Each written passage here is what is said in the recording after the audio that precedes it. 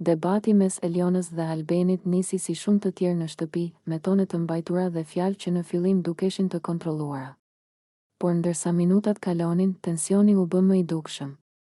Zërat u ngritën pak nga pak, jo nga zemërimi i shpërthyer, por nga nevoja për të dëgjuar, për të mos u keqkuptuar më. Eliona qëndronte drejt, me krahët e mbledhur pranë trupit, duke u përpjekur të ruante qetësinë.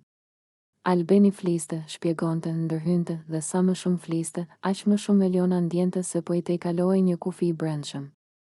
Ishte ai moment kur nuk ndihesh më e kuptuar, por e vendosur në një pozicion që nuk e ke zgjedhur. Ajo mori frymë thellë dhe e ndërpreu.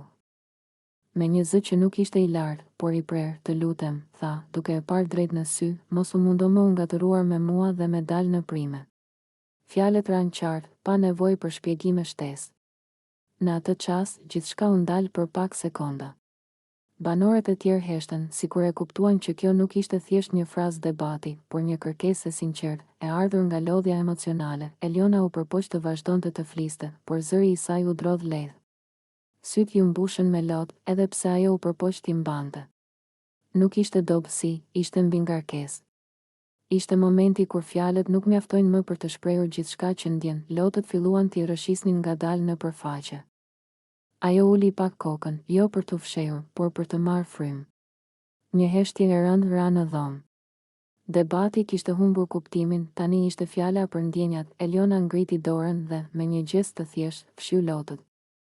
Nuk kishte dram në lëvizjen e saj, vetëm përpjekje për ta mbajtur veten. Fryma ju thellua dhe ajo u drejtua sërish, sikur donte të tregonte se ende ishte aty, ende e fortë, edhe pse e prekur. Albeni nuk foli menjëherë. Edhe ai duke i befasuar nga kthesa që kishte marrë situata. Fjalët e Elionës kishin bërë atë që debatet shpesh nuk arrin, kishin vendosur një kufi të qartë. Pas atij momenti, gjithçka ndryshoi.